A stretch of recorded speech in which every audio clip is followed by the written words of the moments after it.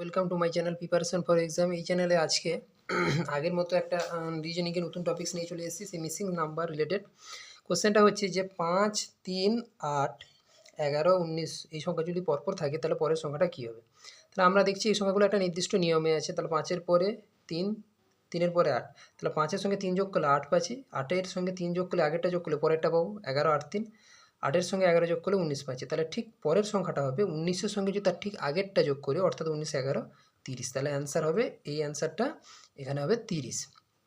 Similarly আরেকটা ওই রকম টাইপের কোশ্চেন যে 0, 1, 2, 5, 20, 25 যদি সংখ্যাগুলো পরপর থাকে পরের সংখ্যাটা কী হবে।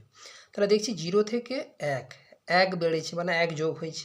1 থেকে 2 কীভাবে চেঞ্জ হয়েছে, 1 যোগ হতে 1 যোগ হলেও 2 হয়, কিন্তু 2 থেকে 5 1 যোগ করলে আসছে না, তাহলে এই নিয়মে আসছে না। তাহলে দেখছি 1-এর সঙ্গে 2 গুণ করলে 2 মিলে যাচ্ছে, 2-এর সঙ্গে 3 যোগ করলে আসছে 5। তাহলে দেখছি 1, 2, 3 পরপর সংখ্যাগুলো আছে, কিন্তু প্রথমটা যোগ তারপর এটা গুণ, প্রথমটা যোগ তারপর এটা গুণ। তাহলে সেই নিয়মে করলে 20-র পরে 25 যোগ করেছি, তাহলে 25-এর পরে যে সংখ্যাটা হবে, 25-এর 5-এর পরে সংখ্যা 6 হয়, ওটাকে কিন্তু গুণ করতে হবে, 25-এর সঙ্গে 6 গুণ করতে হবে। তাহলে গুণ করলে অ্যান্সার হবে 150।